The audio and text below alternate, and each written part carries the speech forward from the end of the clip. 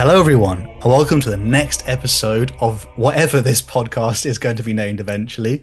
This episode will be focused on the next Horus Heresy book called Galaxy in Flames, considered kind of the ending point of like an opening trilogy of what is the Horus Heresy.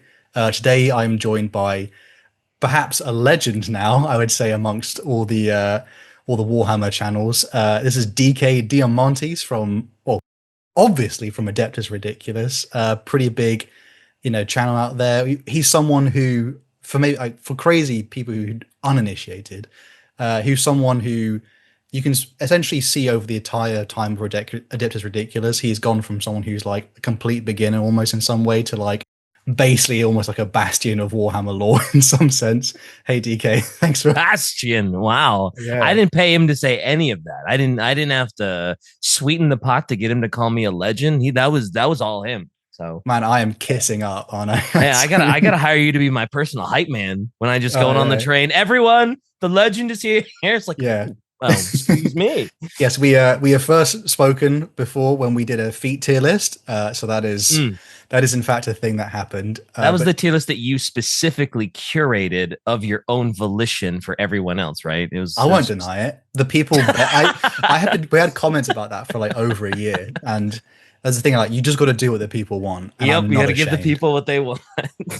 No, but today he is someone who's also read through, I think, the opening trilogy of the Horus Heresy, from Horus Rising to Galaxy in Flames, and we're going to go through this, I would say, like a pretty strong end to the opening of the Horus Heresy.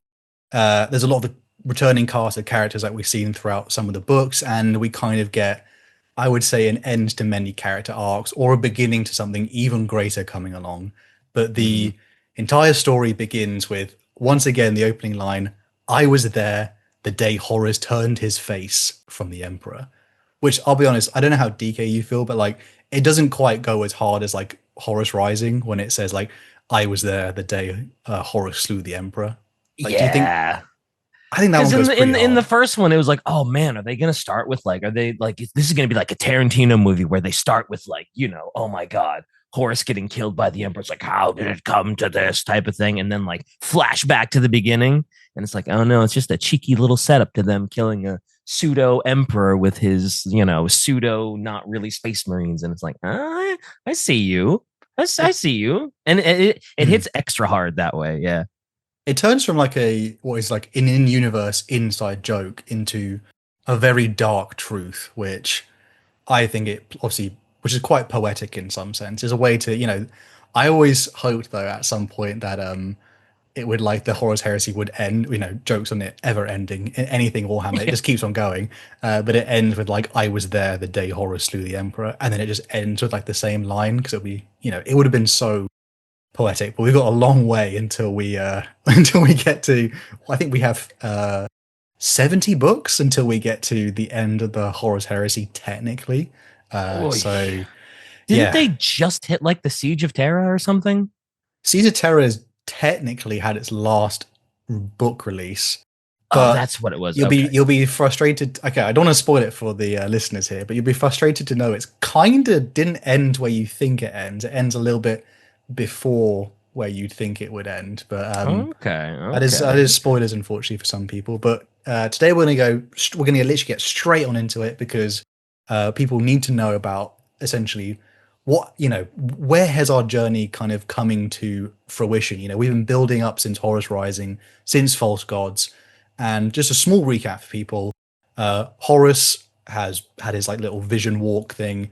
He kind of turned traitor. He's not corrupted by chaos, which I think a lot of people think, but he's definitely a traitor towards the Imperium. He's like down with the false emperor, all that good stuff. Yep.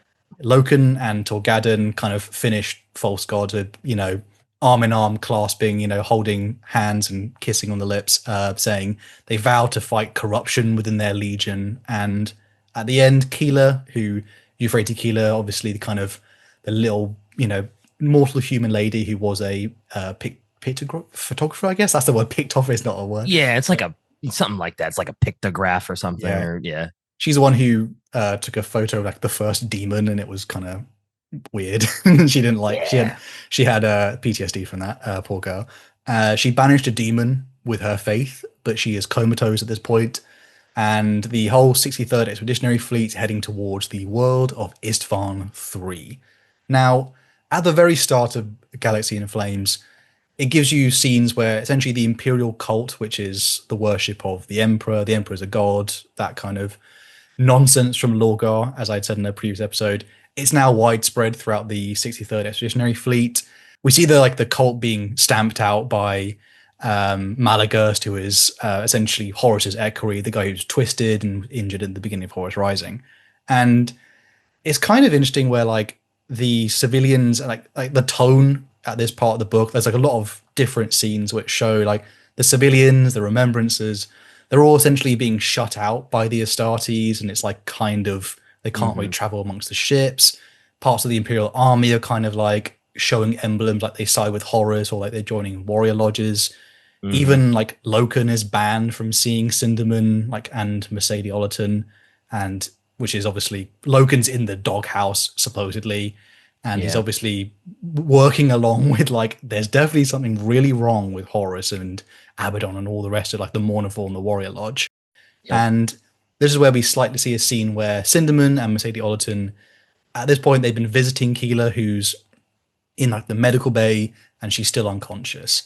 Now, I was going to ask DK for like all the parts of the Horus, like sorry, it's technically the Great Crusade still. The Horus Heresy hasn't been declared yet, Yeah. but Yeah. throughout like Horus Rising, False Gods, and like even to parts of this book, did you enjoy the Astartes like storylines as much as the human characters, like the mortals, like Cinderman and Ollerton? I think of Ignace Carcassy, like the big fat boy, who was staring at Keela's, rack the entire time. Like, I Yeah. felt like I leaned more towards the human characters, as well as a big special place in my heart for like Loken. Yeah, I didn't dislike the human parts, but I feel like in the Horus Heresy books, there are so many like named space marines that I have heard of and I've heard talked about that I just have this like big soy jack moment anytime like Abaddon shows up. I'm like, whoa, that's Abaddon before he's like, becomes Mr. the Despoiler. But I think storylines wise, like the humans are probably a little more interesting, especially since one of them's becoming a literal saint that people are like starting to worship. Mm. And she just magically was able to, with the faith of the emperor, purge a demon. So yeah, I probably lean a little more towards the humans, but I have trouble not just like soy jacking when like Karn shows up, where it's like, oh my god, there's Lucius before he goes absolutely insane, and there's a dreadnought, and so yeah, probably more human, but I like them both. I So have a particular draw towards like Cinderman, like and his whenever there's a scene between like Cinderman and Loken, because it always feels like it's like the height of whatever writer is like trying to get across, where essentially they have like very, I say like highbrow, but what I mean is like they're really going into like what is the esoteric, nonsense about humanity. Why do we always get drawn to faith and other things? I always enjoy Cinderman's, like little lectures because it always feels like he's the smartest person in the room, and then Loken's like yeah. getting there. And Hmm. he's like, Loken is essentially us throughout the story, isn't he, in some way? Like, and then we're just like learning, and we're like, oh, Hmm. Loken's like having the same thoughts I'm having. This is gonna go cray cray in like the next the next few scenes. But essentially at this point, like Loken and Mr. Chuckles himself, Tarek Torgadon, they know something is coming. I'd always enjoy the parts where, like, even though Loken is like such a, as they say, literally a hard ass, they call him a hard ass throughout the entire Hmm. novels. And Tarek is always so jokey with his, big fluffy mustache boy. But they know something is up, and as in like they notice like parts of the Imperial army have been killed off. Ignace Carcassy, Mister spread the news of like all the Astartes when they trampled all the people in Yep. the previous episode of False Gods. Ignace Carcassy supposedly ended his own existence, and they don't believe it at Yeah. all. Supposedly. Yep. Like the Warrior Lodge is now pretty open. Like they know they're about to be like openly walking the corridors. It's no longer a secret. And once they're having like these discussions, they meet someone who's like in the like remembrance hall where like all the legion's victories are, and they meet someone who's the eighth Captain Khan. DK, would you care to explain to the viewers who is the boy that is eighth Captain Khan? Karn. Oh man, he hasn't betrayed anyone yet, right? No, He's no. he's just he's just a he's just a he's just a guy. He's That was just a another one. It guy. was like, man, it's kind of interesting seeing him not frothing at the mouth with like no armor on one arm and a chain and just running people over and drinking blood and blood for the blood god. It's kind of weird. It was always really weird and unsettling to see him like Talking. level-headed and Yeah, talking and just like lucid and like it's like wow, he's actually like smart and he's like actually like a good captain, because I'm just so used to seeing like blood for the blood god and then just him literally torching his own people. I think with like it's interesting because he also still has at this point, like with all the world eaters, they have the butcher's nails implants, and despite Khan having this implant that literally sends him in, like it only lets them feel joy in immense rage and blood slaughter, he's still able to somewhat come across as like a normal Astartes in some Yeah. way, which I appreciate that. But it's like I think it's one of the benefits like that character is like he's supposed to be like he has the greatest control over this like literal, I guess, like almost like a big tick, almost like sucking blood out of his head. Like this big horrible torture device that he's wearing in the entire time. I think, and then like Loken and Torgadon, they kind of have like it's very obvious they have no love for like the World Eaters. And then Khan, he wears like what the World Eaters are on their shoulders. Like they are bloodthirsty killers who will literally stomp a civilian population Oh yeah. like they just will. Hmm. But Khan, I don't think he's not ashamed by it. He knows like he's like we're all killers. Like, what do you mean? You maybe you feel better about it, but you go down to planets and you kill people. So Hmm. I kind of I don't know where you lean on that. Where it's like is it with the Astartes? Is it all just posturing, just being like noble or something? Ooh, I mean, that's always like the soldier conundrum, though, right? With like, it doesn't matter what universe you're in. It's like you still kill people. It might be for a good cause, but like you're still a killer, and it's like, Mm. right? So it's. Mm, I It's mean, to be fair, the way the yeah. the Space Marines were trampling people because oh my god, we got to get Horus to like safety. It's like, ooh, that wasn't a good look. That was just like, oh yeah, you literally just murdered innocent civilians for kind of no good reason. Do you think that when that happened in the previous book, like the first person who got stomped, like a gong bell sounded from like them hitting the armor, like the first Space Marine? I always think it must be like a I like the sound yeah. of it. I always think it must like duff, like it's like a dong. I almost Always imagine it would just be a wet slapping sound, like baloney hitting a refrigerator or something. Jesus, relatable. Um, Yeah, so Khan kind of slightly hints like, oh, great change is coming soon. And like Loken and Tolgadon are not idiots, but I feel like at this point they kind of missed a hint, definitely. There's obviously Yeah. something coming up. Horus, Mr. Lupercal himself, holds a grand court. It's slightly changed. It's much more theatrical, apparently. It's not in the Strategium anymore. It's like a grand theater in some way. He's joined by Angron, who world, Primarch of the World Eaters, a Mhm. hulking beast of a giant, mad creature, Mortarion, the Emperor's stinkiest boy, smoke clouds, not corrupted by chaos in any way, but just, noxious fumes and unpainted armor throughout his entire legion. And Mhm. then Eidolon with like, and they're all there with contingents from their legion, sorry. And man, like I was gonna ask, like, what's your kind of like opinion on Eidolon as a general thing for a character? Because so far in the novels, it really makes him look like an idiot. That I was gonna say, ever since what book was it where he just completely fails Horus Rising, miserably? yeah. Horus Rising. Ever since that book, I've just been like, God, this is the most inept, stupid piece of shit space marine that's ever existed. How did he even get to his position? And I've always had a low opinion of him. Apparently, he's really great though. Like he has his own like standalone book, I think. And I was just like, Yeah. how did he get that? He's so stupid. Like he's costing the Emperor's children so many soldiers. What happened? Who is it? What? So He yeah, has I've a always he had has a a glow up low later. opinion. He does have a glow up later where like his arrogance is like has always been a thing of like he couldn't back it up, so that's why he Yeah. fails. And then when he gets corrupted by chaos, spoilers slightly for people, he can back it up now. So it gets scary. Ah, okay.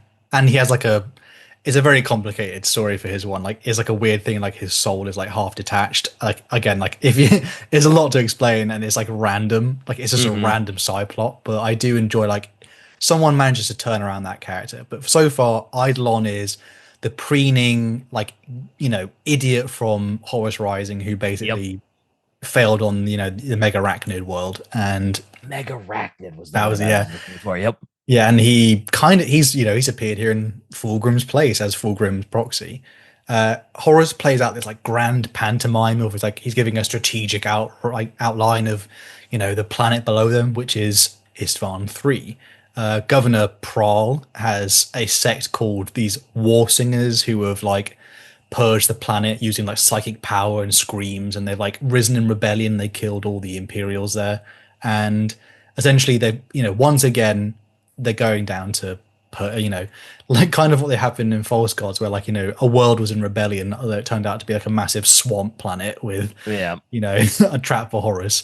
But Loken and Torgadon, they are literally quite sus. They are sus at this moment because it does Oh remind me of yeah. Davin, Mm-hmm. and they also I love this part. Like the most suspicious thing to them is that Horus and Abaddon seem to respect Eidolon, which always makes me laugh because it's like Rightfully so. He's such a doof. it's like the co-worker who is like the weakest link on the team, and then suddenly Mm-hmm. the boss has just gone, this guy, amazing, hardest worker in the team, and then everyone is like, hmm, Something's up. Something's up. Don't like it. Don't like it. Mm-mm. with a sussy boy.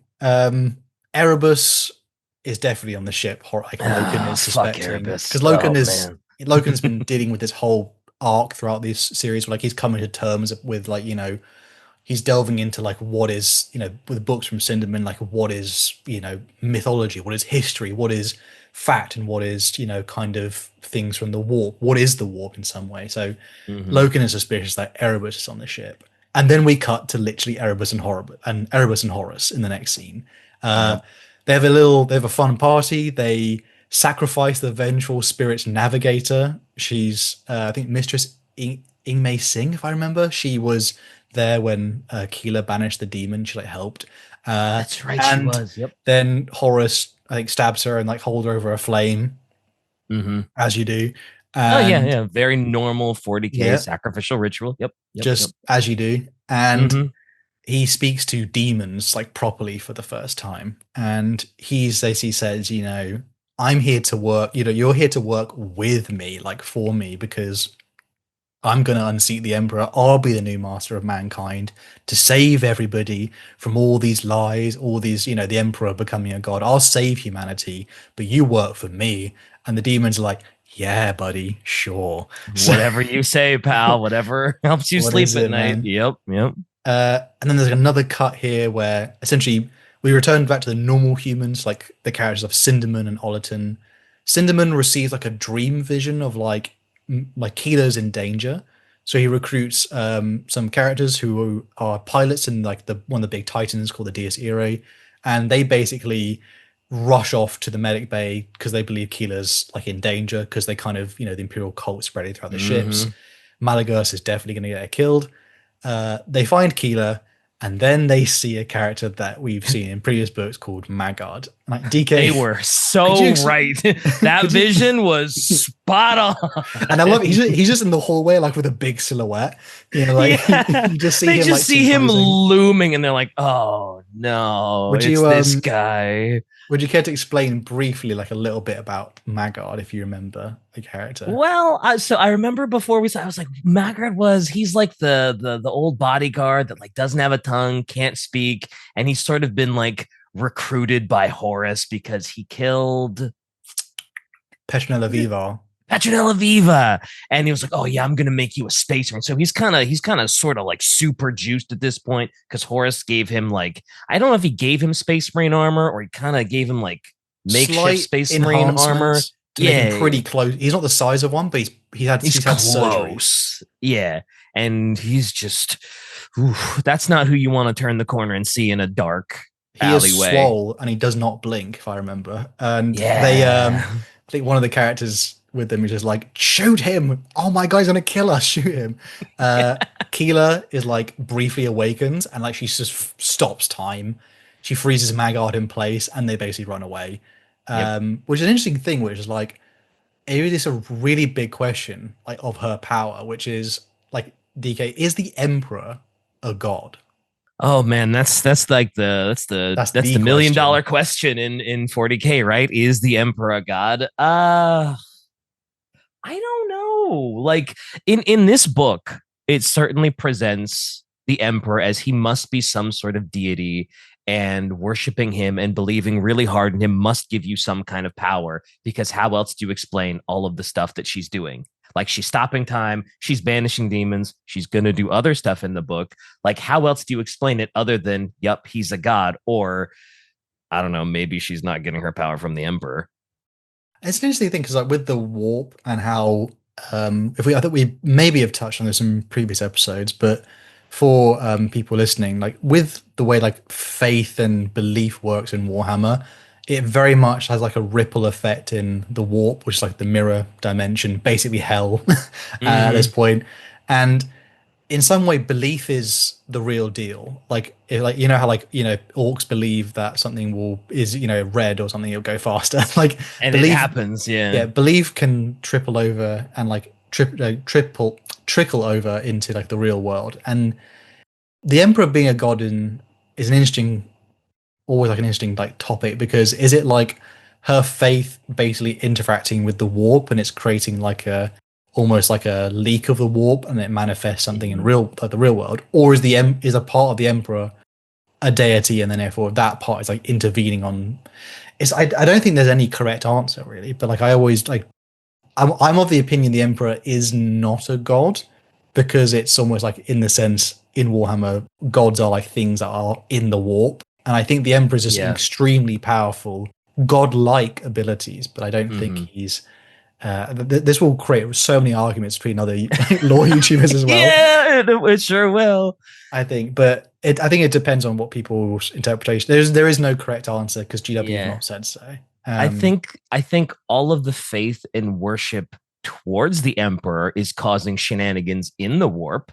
I don't know if the Emperor is the god of all that, but definitely like faith and worship is an emotion that's probably getting like, manifested into the warp. I mean, not to the effect of like the Eldari and what they did, but like it's got to have some effect over there, right? It's a human emotion, it's a human feeling, so it's got to be doing something over there. And I guess from their perspective of like he is a god because the thing happened that I prayed for. So it's Mm-hmm. an interesting, there's probably people who are way more qualified to see for that debate. Probably. So post this, Keela's alive, thank God. And after this, the Battle of Istvan essentially begins. Saul Tarvitz, our boy, who we've kind of followed throughout of the parts of the opening trilogy here, Mr. Emperor's Children himself, but not the Mm-hmm. arrogant bastard. And his whiny little friend Lucius, they battle forces of Governor Prahl and he's like war singers. War They singers meet. are so cool, though. Oh They my are god, pretty cool. I They are pretty wish they had like scary as well. minis or something. Yeah, they're horrifying, but God, they're I so like a cool. lot of the scenery throughout this, like Mm-hmm. the world building parts of this book. Shane like Isbon basically, well, spoilers, but I'll get into that. But Wow, yeah. it's So funny. At the end of the last book, it's like, oh yeah, make for Istvan. I was like, oh no, don't make for Istvan. Oh no. Oh, this is no, that next book's gonna be bad. we're gonna have some troubles. Yep. And this is where Saul Tarvitz meets up with his friend called Nathaniel Garrow, who is a Death Guard captain. He's a Terran, and he is Tarvitz's ride or die bitch. Like he is his Oh yeah. bestest boy, and they're in two different legions, but they forged a bond like long ago. Great friends. And then Tarvitz is like rushing up. The fighting on the outskirts of the city is like this is like the first stage, so like they haven't got to like the main areas or Mm-hmm. like cities yet, but it's pretty brutal. The war singers are doing psychic screams at them. Tarvitz is fighting with Commander Eidolon, who has his he does have a pretty cool snazzy hammer, but and Tarvis is just a regular, as they always insult him, line soldier. The Mm-hmm. War Singer's about to kind of kill them, and then Eidolon screams back. So And Yeah, then that's yeah, right. that Yeah. that that sent everyone reeling for a bit. Because for some reason, Astartes, for people who don't know, should not be able to, as I think in the book, inflate their throat out and then like literally do a psychic scream of them, or like it's a sonic scream, so it's not even psychic. Hmm. Um, he sort Tarvis asked Eidolon, reasonably, what the What fuck the was fuck that? was that? Yeah. Yeah, yeah. Eidolon is like, talk later, bro, and then pieces out, disappears. Garrow, unfortunately, it was pretty brutal fighting, and he lost a leg, but he's fine. As he Hmm. said, he's lost a leg, but he's good. He'll walk it off, I'm sure. That's why I got Uh, two. Yeah. they do clasp, that good old wrist to wrist clasp action. God, that sounds terrible. Yeah. And then like Because warrior handshake. Yeah. they have like on their gauntlets, there's like an etched cutting of like when it forms like the Imperial Aquila when they do wrist to wrist essentially, which is a nice sort of you know I like little details of like things like that. So I don't think many other Starty like stories really have that version of like there's a thing of little the human parts of them just like making a little etching or like making. Yeah.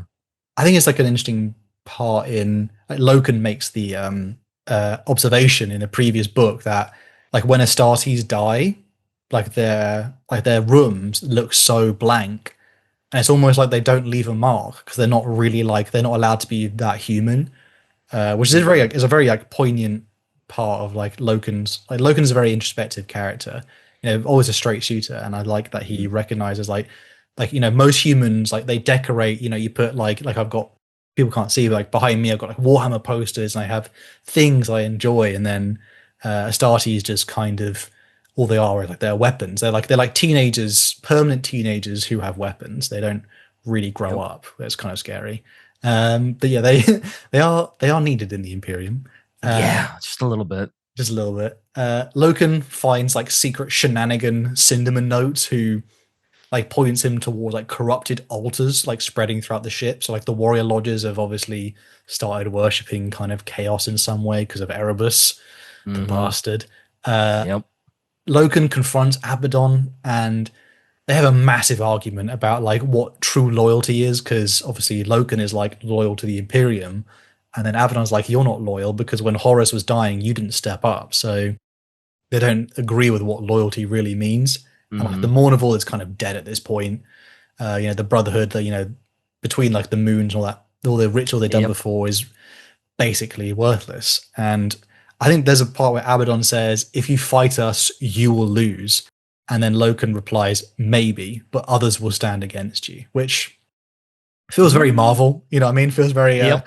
very like we brought a Hulk kind of thing, but not quite. And Similar. then Yep. Yep. similar-ish, but I like it because Loken is again like I like the introspectiveness of Loken. Yeah. And then like the last little part here is where like Loken tells Tarek Torgadon that the expedition is like it's changed. The people like Horus and Abaddon have built, they're like afraid of knowledge because the more they question, like the more they break through like lies, and that the War Master doesn't want people to learn, doesn't want people to read or obtain knowledge because then it's harder to control people, which obviously is like a very interesting link because then it's like, isn't the Emperor doing that in some sense? Yeah, he sure I was is. going to ask you Big then, DK. time. DK, was the Emperor right to lie about the warp though, and the nature of like chaos and chaos gods? In hindsight, no. In hindsight, it's like, no, you really should have been way more open with everybody about what you were doing, what we're fighting, so that they can see it. They know what it is. They know how to defend against it. They know what not to do, how not to fall. But I feel like in the moment, it's like one of those things where it's like, oh yeah, I gotta protect everybody. I can't let everybody know what these horrors are. And so I kind of get that, but like it's really hard for me in hindsight not to be like, nah, you should have just told everybody about the demons, about the warp, about the chaos gods, about how easy it is to be corrupted. And yeah, I I don't I find don't think it he was right too.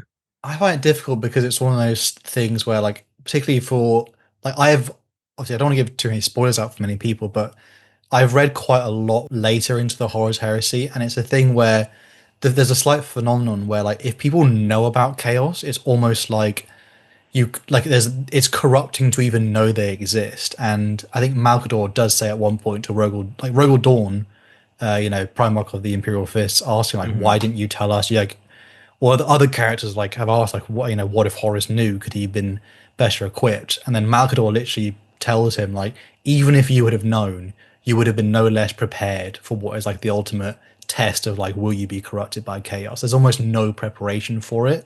It's who you Mm-hmm. are, like in your deep core. But and also when people know about like having access to a certain dark power, think of like how many people who would use that to change their position in life in some way. It's almost like it's damned if you do, damned if you If don't. you don't, yeah.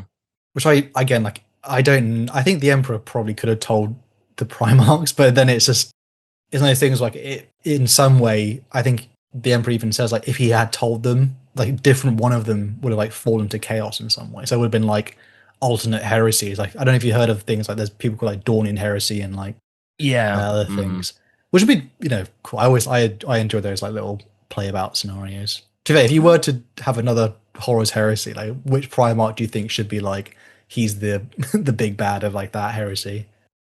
Who do you think would Uh, suit it?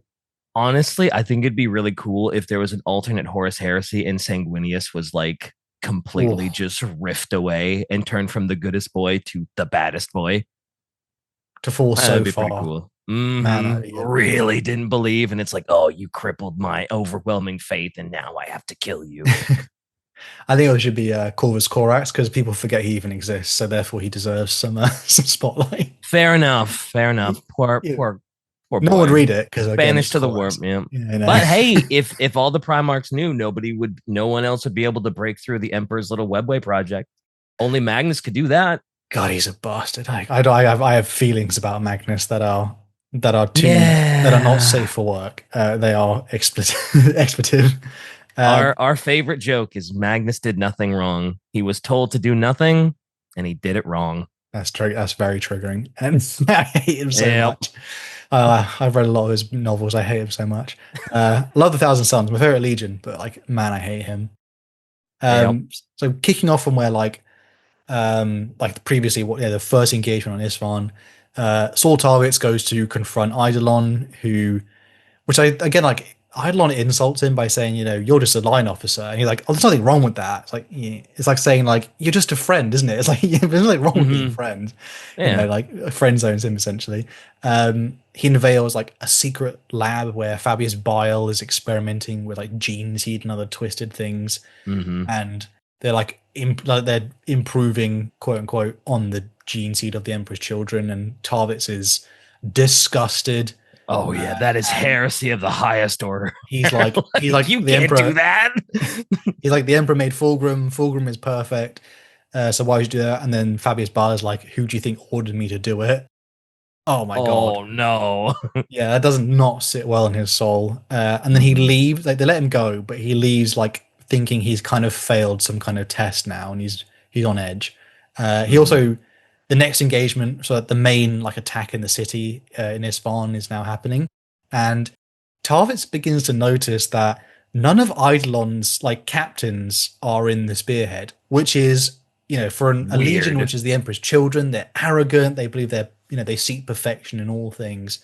For someone who is as I'd say, like a peacock, like Eidolon, for let Mm-hmm. alone not one of his like favored captains to even be in the spearhead is very bizarre. And this is where Tarvitz goes to recruit some help because he needs to do some investigating. DK, who is Rylanor, Ancient of Rites? Who is that boy? Oh, he's the dread. Well, at this point, he's just I don't want to say he's just a dreadnought. But he's, ancient Rylanor. I don't remember specifically all of his He helps induct. accolades. I think he did like Ancient of Rites is like his thing because like he inducts newbies into the Legion, so he like reads off the rites for when they Mm-hmm. like the new guys in it. But Yeah, I think he's he's in an a old boy. He's he's just an an old old casket boy. boy. Yeah. He He's hasn't pretty done his big. big thing yet that everybody knows him for, but he's still pretty important. You love to see a dreadnought awaken. You love to see the dreadnoughts in these books and the old guard rise up. I always love seeing a dreadnought. He's in a Contempt Dreadnought at the time, which is like kind of a Horus Heresy exclusive, which means like they're pretty big, like not like the kind of if you remember like the old like box dreadnoughts from Mm-hmm. I guess I hate saying the old box dreadnought. I do love them, but like box dreadnoughts, like the people famously had that for a long time in Warhammer, and Yep. Rylanor is in a pretty big dreadnought, and he's basically Tarvitz goes to Rylanor and he says, "Will you take my place in the spear tip?" Which is again like unheard of in like the Legion. It's like you would not take the opportunity to like brag and be glorious, Yeah, but and Rylanor's very like, huh, yeah, really? he finds it Weird suspicious. request. Yeah. But Tarvitz manages to like, lie his way through being like, I wish to honor like a dead brother and like take his position back in the fleet, because he was my Yep. friend. He's like, okay, brother. And which is fine with Ryan because he gets to go down and munch on the surface. So he's like, Yeah. I ain't got no problems with that.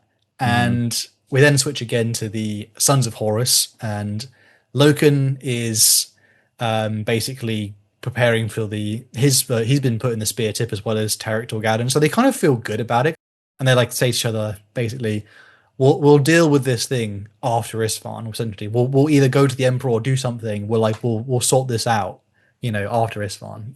Man, Horus put me in the spear tip again. I feel pretty. Maybe he's not all that gone. Maybe something is salvageable, and as he's getting ready, he speaks to Mr. Yacton Cruz, who uh, is probably one of the oldest Astartes in the entire Legion. In fact, he's so old that they call him the half herd because he's kind of just like he rambles like an old. Like if anything, if you're thinking like basically anything from Red Dead Redemption 2, where like some character's like, yeah, you're getting old belly, you're like, Yep. Yep. He's that old man telling war stories all the time. It's like, okay, Grandpa, let's get you back home. Yep. yeah, he's pretty deadly though. Like Oh yeah. He I can think he's a he little can still short. throw. Yeah. Yeah, he can. In later books, he sneaks up on other Astartes, which I find hilarious. He's pretty deadly. But he asks Yacton Cruz like just for a favor, and so like we just look out for like Cinnamon, Keela, and Ollerton because they are like his friends, and Loken. They think so like they keep him honest. Essentially, they Yeah. keep him honest, and he's like, if you see them, you know what I mean. Just like keep an eye out for them. And then now we begin what is essentially probably the more interesting part of the book, which is this is the full assault on Isfahan. And Hmm. the Emperor's children, Sons of Horus, World Eaters, and Death Guard, their whole drop pods like rain down from the sky, and they attack the capital called the Coral City. Hmm. Loken, Torgadon, Nero Vipers, who I don't know if you kind of I liked Nero Viper. Do you remember Nero Vipers, the character who's like Logan's kind of like best mate throughout some of these books? Yeah. He's a little Which bit in the stories. He's like he's a junior officer in some ways, isn't he? mhm. He's like He's not Little Horace, right? Which one was Little Horace? he's Horus Aximand. Oh, that's Um, right, because his name's literally Horace Axum. Right, right, right, right. Nero Vipers is kind of like a side character who's like always with Loken, like for a lot of like the big like he was there like when they found the blade back on Davin and some Oh, things, right. Wasn't and he I for promoted Nero Vipers instead of Xavier Jubal in Horus Rising. yeah, and And everybody was then like, "Oh, yeah, that's kind of a weird choice, shouldn't it?" It's like, no, Vipus is the best boy. yeah. That's right. Okay, yeah. Vipers is like Loken's friend from like recruitment. So like Hmm. they're good buddies. He's also down in the spear tip. Lucius, Mr. who at this point in the story is like he's got loads of scars all over his body because he's been scarring himself as like some kind of ritualistic thing. Yeah, it's He's a for bit every more kill, right? He yeah, scars himself. he's got a bit more even more spoiled, I would say, compared to the other books since we last saw him. And Hmm. then obviously again Rylanor, who immediately as the drop pod, he like rockets out and his auto cannon is going and his like dreadnought voice is like going kill them all. So he's As dreadnoughts do. Sure, he's sure. rocking it hard. And then there's like the big like Dies Irae Titan who like again like lands with the Death Guard to help them out. I think like this one of the coolest part I found in the book is I don't know how you felt about this, but like I wish I had a model of this where like the Isvanians they wear like stained glass armor. If do you remember Oh that? yeah, yeah, yeah. They do, and it's very reflective and I like very cool. I love the idea of like having like a stained glass like it's like basically wearing a gothic church into into Yeah. combat. Hmm. And they also use like silver halberds like fire needles like some of them, Hmm. which again like again, sadly, we might not see them ever again. Spoilers for people, but it's a really, again, like really, again, to show you like the universe is pretty, the galaxy is pretty big, and at this point we switch again to where like Tarvitz, he's sneaking throughout his like flagship, and then he goes like to the lower levels, and then he finds the truth. He sees virus bombs. Yeah. DK, would you care to explain what virus bombs are for the uninitiated? I mean, it's kind of written on the tin, isn't it? Yeah. It's a bomb, and then once these things get launched, it lets out. I guess is it called the flesh eater virus I think specifically? it's the flesh eater or life eater virus, something like Yeah, that, isn't it? Yeah. and it does what it says. It just eats through everything. If you are fleshy and humanoid, it is going to eat right on through. I think it eats through like ceramite, like that too, right? Like if you're in ceramite plate, good luck. Like you need to really hunker down in an airtight place to not get absolutely melted into just goop I by think it. even kills bacteria. It is a Yeah, planet killing it's a planet device, killer. Yeah. Mm-hmm. which is and Saul Tarvitz sees like all of the ships are basically armed to the teeth with them. And he's like, oh my God, they're about to launch these bombs at all of our men, like the massive Mm-hmm. contingents of these various legions on the surface. So he grabs the Thunderhawk and he makes a mad rush towards the surface because he needs to warn them. And then this is where poor old Mr. Malagus the Twisted informs Horus that there's a Tarvitz problem at the moment. Uh, Tarvitz is like being pursued, and then he flies in range of another, like a Death Guard ship. And Mm-hmm. to his immense luck, it is Nathaniel Garrow, his Yarrow. like Yep. best boy. And he tells Garrow, like, we've been betrayed. Horus has betrayed the Emperor. He's planning to kill all of the men on the surface. I think a point I missed earlier as well. Like Loken and Saul Tarvitz both noticed this. Like the organization of the forces going down to Isfahan is really unusual. It's not like the same Yeah. squadrons. But they think it's just a bit odd, but they don't put two and two together. Like maybe the ones going down to the surface are not supposed to come back up. So Yep. It's almost like you're getting herded into yeah, something. it's like a full third of like kind of each legion almost. I think the World Eaters almost have a bit more than some of the others. Yeah. And Garrow at this point he's ordered to shoot down Saul Tarvitz, and Garrow makes a choice. He chooses to believe Saul, and he shoots down the pursuing flyers behind him. Mm-hmm. And he agrees that basically someone needs to warn the rest of the Imperium. And so Garrow, which I found this bit right quite sad, is like they say goodbye. It wasn't they say they'll see each other again, and it's kind of gut wrenching because you kind of even they kind of know like it's probably not likely that they Yeah. will ever see each other again. But Garrow needs to do this. Obviously, he needs to give warning to the Emperor and the Imperium. And Tarvitz is like, "I'm off to go save the boys." Not such a line officer now, is he? Yeah. Yeah. And like, the end of this section kind of finishes where Lucius manages to kill this Governor Prahl, who is in like his own jacked up like suit of armor, but Mm-hmm. he's obviously no match for Astartes. But like chaos corruption is like flowing around them, and like Lucius hears this like music, and he's like, "This is amazing." Lucius kills him. I was wondering, like, at this point in the story, because obviously this is um, we've seen him a little bit throughout this. But like, do you have any like sort of thoughts on Lucius at this point? This is pre what we know him to be in like 40k. Like, do you respect him now, DK, or is he more just like I kind of think he's a bit of a bitch? Like, what do you think? I feel like it's a little of both because I remember at this point I was like, man, Lucius, he goes hard. Like he's got that ego, but he backs it up, and he is as crazy with the sword as he says he is, but also he's kind of a bitch. Like he is so starved for attention, and he's so starved for like someone to tell him how great he is that he just comes across as a little bit Needy. needy and whiny and bitchy, even though it's like you don't need to. Like you realize you just carved the craziest path through here. Like your work speaks for itself. And he's like, no, give me more accolades, give me more praise. I should be the leader of the spirit team. And it's like, bro.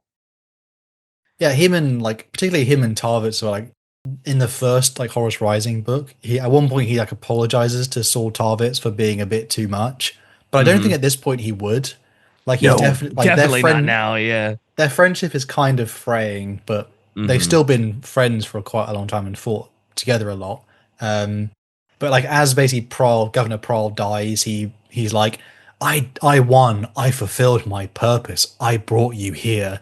Lucius just ignores him, he's like, yeah, whatever, mate. Hmm. And then Tarvitz lands in the broken like coral city. Again, like you're thinking probably like there's probably over like 40,000 Astartes here. So the city is decimated. Yep. And he finds Lucius and he tells him virus bombs are coming and like they're betrayed. And Lucius is like, what do you mean? Like I didn't do anything wrong. Why would I be down here? Like why would Fulgrim kill me? Like I didn't why is like Horus? What's going on? And then Saul says he's probably here because he's friends with Saul Tarvitz. But it doesn't matter now because they need to fight and survive. And obviously, Lucius is a bit like, "Oh, you bastard," you know what I mean? But he's like, "All right." So he does kick into gear. Tarvitz starts spreading the word. He's obviously Lucius is trying to get word to the Sons of Horus elements, which is like Loken and Tarek Torgadon. Tarvitz sprints over and he basically joins the World Eaters, who at this point, I think that the Isvanians have kind of been corrupted by chaos slightly. So Yeah. their entire population was throwing like the civilians at them. So they were just like basically a wave of more. Like the World Eaters are pretty bloodied up at this point. Yeah, I love that. Like, it's the civilians are like making mad rushes and everything. And I don't remember who says it, but it's like, oh yeah, killing civilians in mass droves are better than the world eaters. That's what they do. That's what they were trained to do. Just maul citizens en masse. And it's like, oh boy, these world eaters are oof, oof, oof. They're pretty obviously and these ones do actually have the butcher's nails as well. So, Yeah. they're enjoying it. That's the only joy they ever feel. And Talvitz manages to get to the World Eater's like local captain, and he says, "We need to go into the bunkers. Virus bombs are dropping." He doesn't quite tell them like they've been betrayed because he doesn't think that they believe him straight away. The Mhm. priority is just get to the bunkers, and at this point, like obviously the bombs are basically about to come down, and then we jump back to like the Vengeful Spirit where Keela, at this point in the book, finally, like she's been hidden around the ship through like people who've been, they're worshippers of like the faith and all that stuff. There's like a little Mhm. like hidden rats amongst the ship. And she basically wakes up. And at this point, Malagos has like called a ship-wide announcement, like all the remembrances need to come to the bridge. There's a big announcement coming. Mhm. Keela, Sinderman, and Ollerton, they know it's a trap, but Keela says there's a reason that they have to be Yep. there. They You have to got to go. see it. Yep. Yep. And all the remembrances, like they've been in the cold for a little while. So they finally join Horus, and then Horus is making this grand speech of like he will unseat the false, like basically the Horus Heresy begins at this very point. Yep. This And is where he lets it loose. Yep. I wish I had written it down word for word, but it's pretty, it does, it's probably the lyrics to like a rock song or something. But Hmm. he says like, "I'll unseat the false emperor, and if not, the galaxy will burn." Again, goes pretty hard, and Yeah. that's when the virus bombs essentially land on Isfahan, Hmm. and everything dies. The Yeah. Isvanians who are still alive, they die. The loyalists that didn't make it to bunkers in time, so some of the Death Guard, just Yep. like I think someone said like at one point they like the noise they make from like inside their armor, like bone chilling. And Yeah. I was like, did you feel at this part of the book, like when like the basically when the bombs dropped, like how did it hit you? Ooh, it was like it's one of those like really heavy 40K moments, especially because Horace is making like this big spectacle out of it, like, oh, see how right I am. And he's got like these big picked feeds for everyone, like it's a theatrical release of a movie of just people getting slaughtered, and it's like, oh my God. And it's like, yep, Horus is really fallen. Like this is truly the start of like the heresy. He's no longer the best boy. He's no longer really the war master. There is no redemption for him. He is fully chaos pilled. Well, almost, but it's so brutal. And everybody's just watching and like stunned. Aren't some of the remembrancers like throwing up and vomiting violently because it's Yeah, just a so lot. horrible? And yeah. It reminds me of you know, like Oppenheimer stuff, where it's like some people Mm-hmm. laughed, some people cried, most people were silent. It kind Yep. of hits that tone where it's like, man, like, because again, What the fuck? Yeah. and you have to picture it in your head like an entire world is dying. There's still Mm-hmm. billions of people alive there, and then they're suddenly gone within like 30 seconds. So Yep. it's pretty harrowing. And before it like finishes though, Keela, because Keela's there and she tells him like to Cinderman and Ollerton, like, remember this. This is what we're here for. We will remember it. Mm-hmm. We will remember this. And before it finishes, she walks up to someone else who's in the throne room, and it's Yacton Cruz. And she tells him like, you basically she reads to like his soul in some way, like you're a man of honor, and he's like, me? And it's like basically she harkens back to like you are an original son of like Chthonian, like the homeworld of the Lunar Wolves slash Sons of Horus. Like Mm-hmm. you are an honest man, and like in some way he was trying to keep his head in the sand about what was happening, but he obviously like he had his eyes open now, and he tells her like, come with me because I promised to Loken to look after you. And Mm-hmm. he starts to like escort the group out like very subtly, and then the next moment Horus massacres all the remembrances. They just All kill of them them. all. Yep. Yep. And yeah, it's pretty like, I mean, they're all just, I think is it the Justerian like Terminators just start firing. Yeah. They just go. Crew starts to escort the group down to the lower docks, and then Maggard, as it's again silhouette in the doorway, Yep. T-posing, Maggard appears. DK, Mm-hmm. could you describe what happened when Maggard and the Acton crews met?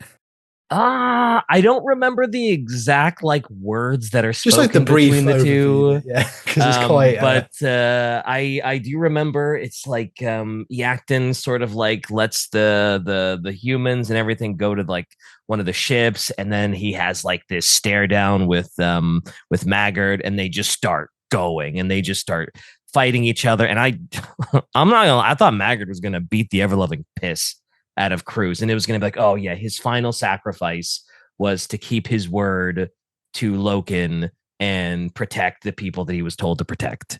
But Maggard's pretty like because it says he's like he has the speed, like that's mm-hmm. greater than Astartes, but the strength is slightly on Yakt's side. Yeah. But Maggard is fast, and he has his like special blade that is like a relic weapon, and it just starts carving up Yaktun. Yaktun gives him one or two things back, but I'm pretty sure it looks like Yaktun's gonna lose. And Yaktun is deadly, like he's pretty good. Yeah, he's still Uh, a space marine. Like yeah, he's still with it. and he's But a yeah, good one as well. He's I a pretty thought for deadly sure one. he was I thought for sure he was toast. And then, well, to be fair, he did have some help because Yeah. Cinderman takes a pistol and shoots. He literally has to shoot Maggard point blank, otherwise he'd miss. Yeah, that's right. He Maggard like did. obviously Maggard can't scream, so it's more like he has like a like he like a little noise because Mm-hmm. he can't scream, and then Cruz like just rams a blade into his like skull, pretty brutal, and then like his body goes limp. You know, Mm-hmm. he did win, but Cruz has been cut up quite a bit, and Mm-hmm. the human group and Cruz they managed to leave the ship into like the void, and Keela like kind of guides them, like she almost like she knows what she's meant to do, and she guides them towards a ship called the Eisenstein, which has Ah. Nathaniel Uh-huh. Garrow who's the captain, and he says, Mm-hmm. and she basically answers like, you know, I'm here because I'm loyal to the Emperor. Come aboard. He's like, I was Yep, like, and yep, yep. that's kind of the last we see of them until later on in, Fly to the yeah, like Eisenstein. a Yeah. bit, you know, later on, like 2 books from now, I think. Mm-hmm. Now the last part of Galaxy in the Flames is essentially Isfahan is dead.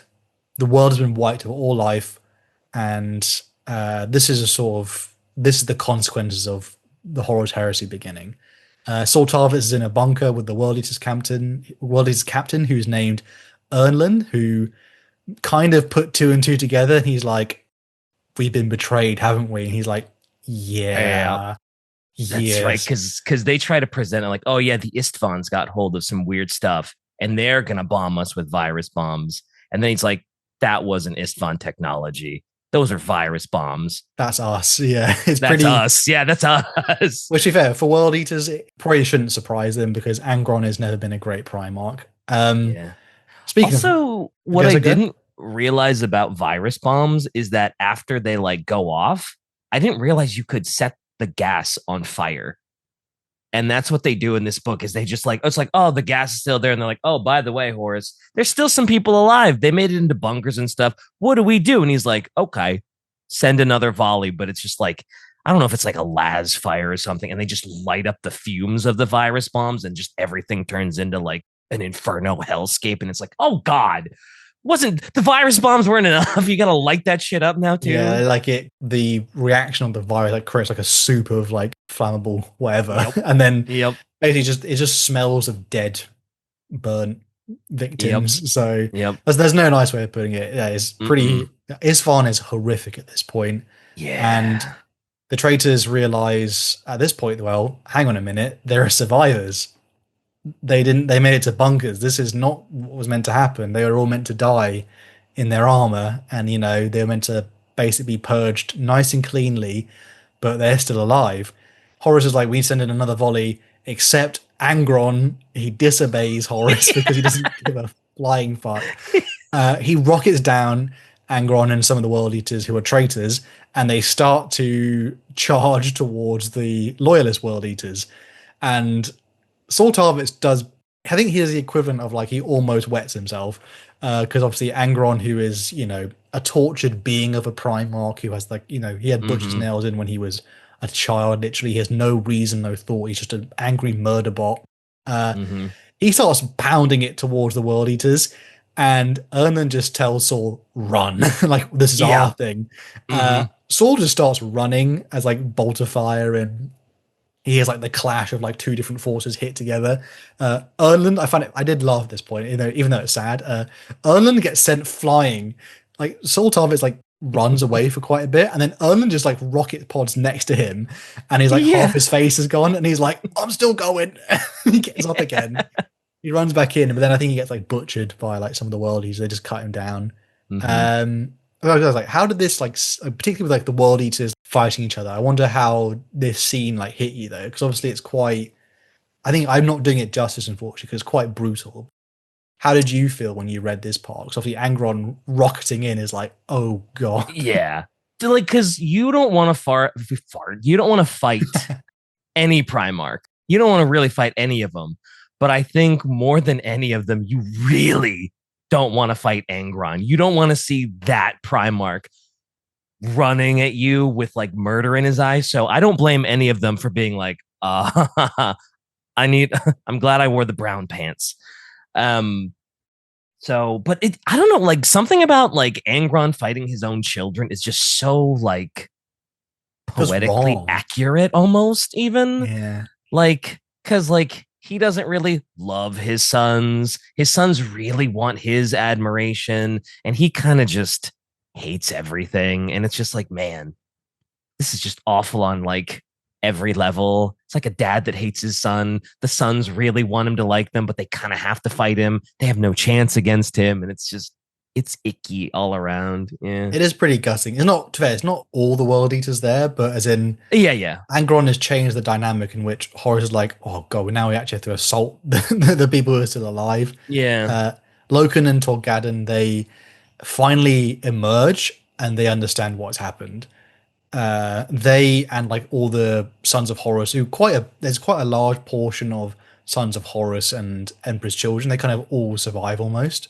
World Eaters, half amount. Death Guard, a few of them got caught out by the virus bombs, but the Sons of Horus detachment with Loken and Torgadon, they denounce Horus. They say, we are no longer Sons of Horus. We are once again the Lunar Wolves, which I like. I really like that scene there because Lunar Wolves the best as boys, R.I.P. to the Lunar Wolves. I have such fond nostalgia for when there was Lunar Wolves in the galaxy.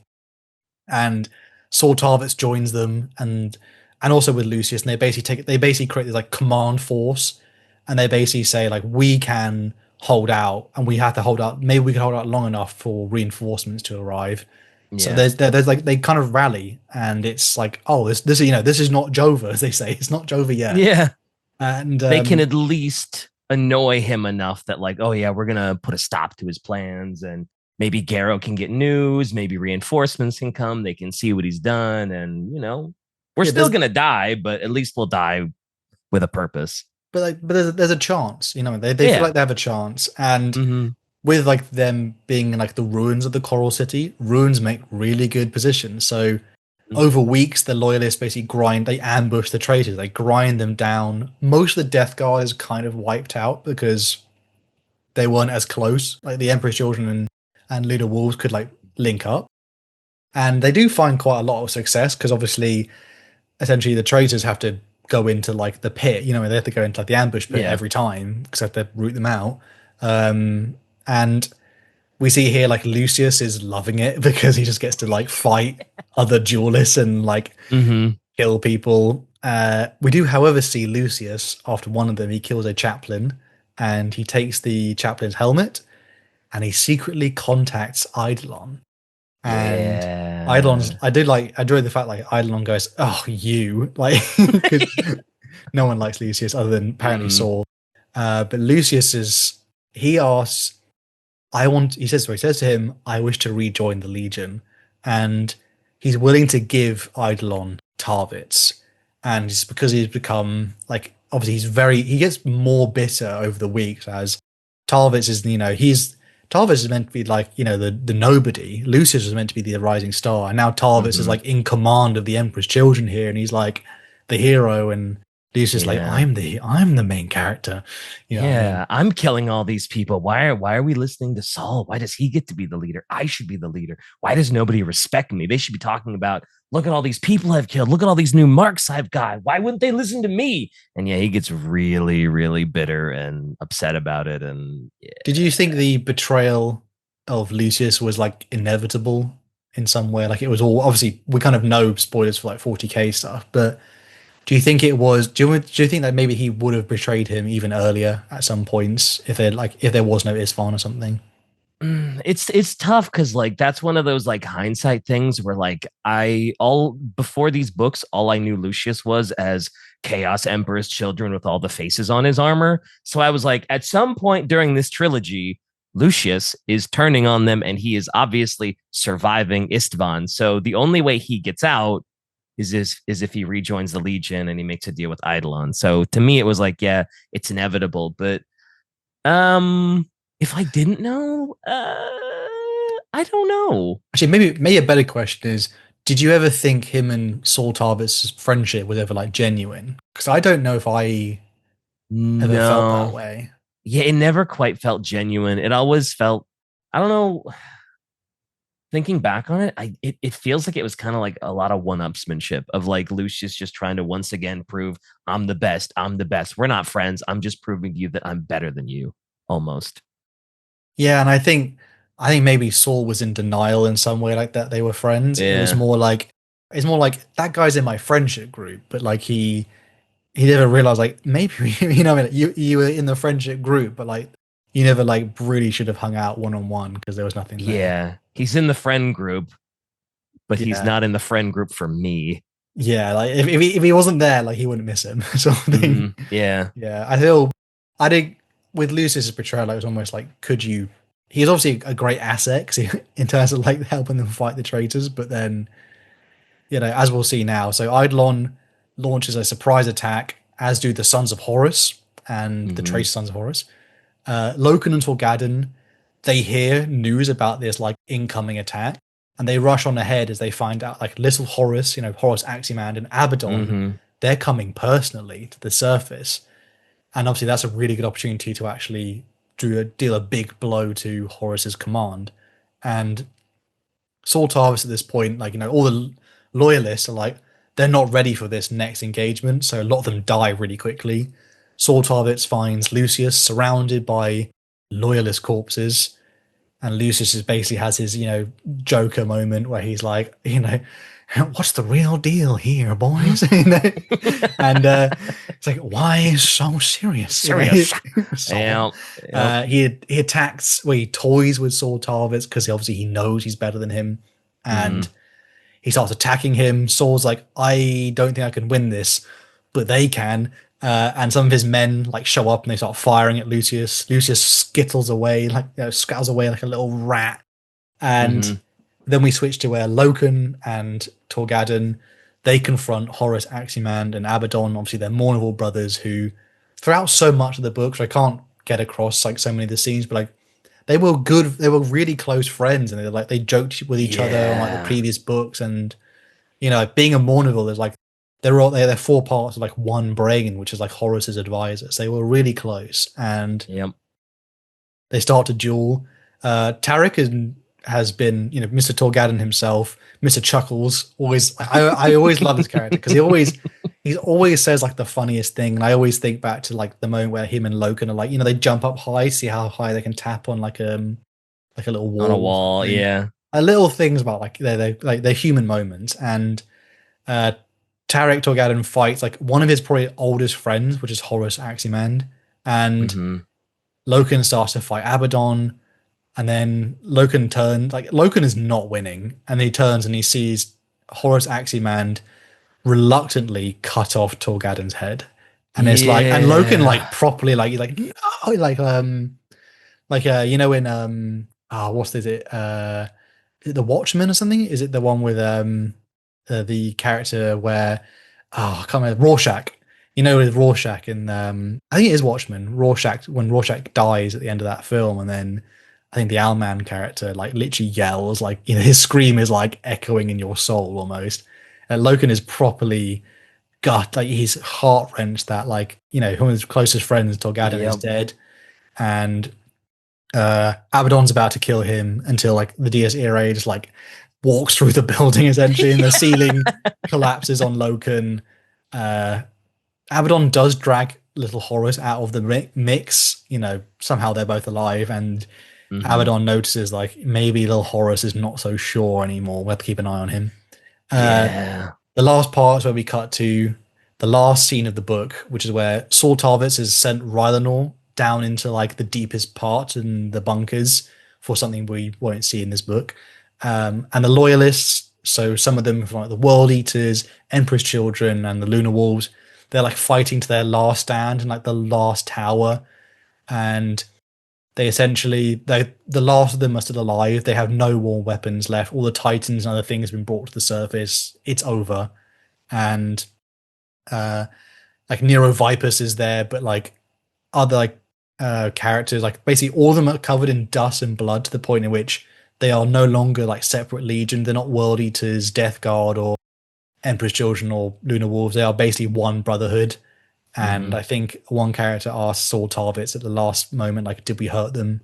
And Saul Tarvitz says yes. And they basically, the bombs drop. And they are also the cannons and like Dias Irae and like all the guns fire. And Yep. essentially all of the loyalists, the boys, the absolute mad lads of Isfahan 3, they did their best. They all die to the last man.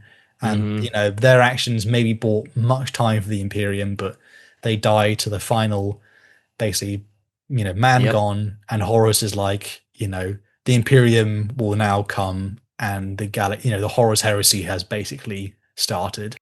I was Hmm. like, at this point, like, obviously, this is, I would say, I don't know if this is like the best book of like the opening three, but I think it's pretty strong. And I'll ask you, Deco, how did you feel when you got to like the end of this book? 'Cause it almost feels like the first two books are essentially one book with this one in some way.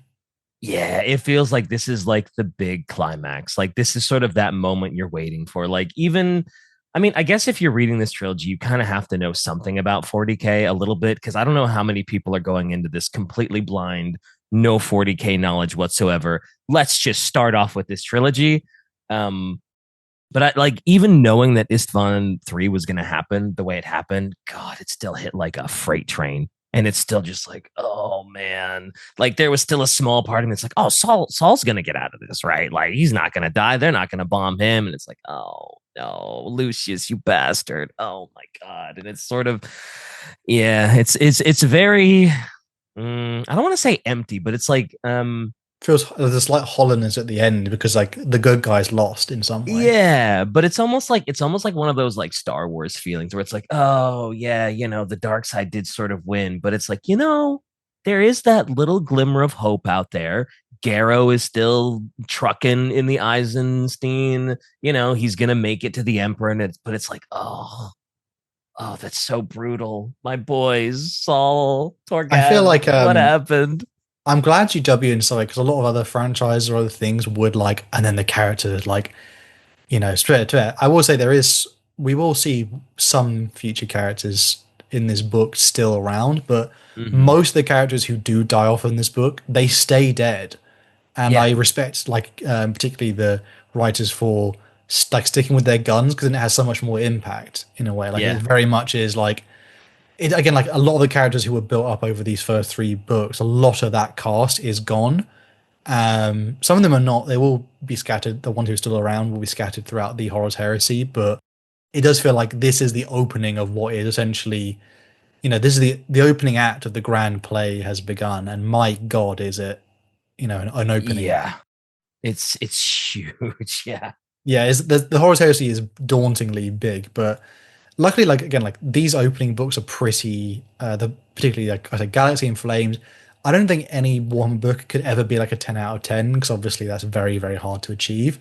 But Hmm. like as a singular book, I would almost say like Galaxy in Flames is like an 8 out of 10, between a Yeah. 7 and 8 out of 10. Like, but as in together with the first three books, I think those three as a trilogy is probably like a 9 out of 10, just for Hmm. me personally, because obviously we both obviously love Warhammer a lot because we talk about it so much. A little bit. Yeah. Yeah. Little bit, but I very much enjoy it just because, and it's very hard to get across like the amount of like incredibly good character dialogue. Like every character is not like a caricature; they feel very intelligent and like real Hmm. people. Yeah. And it's obviously a lot to squeeze in essentially one novel. What's going on, but yeah, it feels bad, man, doesn't it? It feels bad. Yeah. It definitely feels like God, I keep going back to Star Wars. It feels like that the end of like have you seen Revenge of Rogue this. One? I have seen Rogue One, yeah. Kind of almost feels like that where it's like, oh my God, I got really attached to all these characters, and it's like, oh nope, Death Star blew up the planet. They're not making it out, but it's like, oh, that sucks. But it's like, well, they did get the message out. They held out. They did some damage. So like good things are coming. But right now in this moment, it's like, I think it's oh, like it's hollow. yeah, like it feels like bittersweet, Yeah, definitely. But I still really enjoyed it. And like Loken said, maybe definitely. he can't, but other people will stand against Horus or Mm-hmm. Abaddon. People will stand against them. And there's And a he's lot right. more. Yeah, there's a lot more in the Horus Heresy to go. This is an incredible epic where it will, this has just been a small area, but we will see yeah, I was just say at the end of this novel, a massive warp storm does kind of they start to tear the galaxy in parts, and like travel and communication is essentially almost ruined for the entire Imperium. And now Horus is ready to fight the Emperor Yep. and Yep. all his forces. So, for people listening, I hope everyone did enjoy that because obviously, again, like Horus Heresy is a fantastic series, and if you enjoy 40k, you will probably enjoy this one as well as obviously 30k being much more of like a cohesive, like human stories because characters are always, like, as much as like people love, like the bolter porn or other things like that. Character is king in so much of Warhammer, and Definitely. I hope people will enjoy more future ones to come for this series. Thank you, DK, as well, for helping assist and guide through this one. I hope you. How much further have you read in the Horus Heresy from the opening three? Have you read the book Fulgrim? Nope. Actually, I think this is where we stopped in the Horus Heresy ones because it was like, okay, we got the three big ones, and it's like let's let that sit for a while. We'll go look at some other books, and then we'll probably come back to. I think we were thinking about going into Flight of the Eisenstein when we do jump back into it because that's following Nathaniel Garrow as he gives the unfortunate news to Dorn. Um, he is the one that gives the news to Dorn, and Dorn's like, "What? That's crazy!" Wham, and just like Yeah. backfists him into a wall. Horus Right? would never, my boy. How dare you? Horus's best boy. That's the War Master. You That's my bro. and just whamm, and I'm just like, oh man, getting backhanded by Dorn has gotta be. Ooh, that's gotta The golden sting. pimp hand. Yeah. Yeah. But yeah, also with the Horus Heresy series, for a lot of people, you may discover there's a lot of time skipping and jumping around, and not Mhm. every book is in order, unfortunately. But Yeah. for this series, we're kind of on this channel, we will hopefully be trying to follow it more in like basically what makes like an order that makes sense rather than a book release order. But there's a lot more interesting stuff to come. And again, massive thank you to DK for helping round out this opening trilogy and start to this big series. And hopefully we'll have him on again if he's interested in talking. I have a particular book in mind for that one, which is pretty heretical if he's interested in the future. Well, Again, as long as I've read it, I would be happy to be here. Thank you for having me. And yeah, anytime, man. thank you again, everyone, for listening. And I'll catch you guys all on the next one. Peace.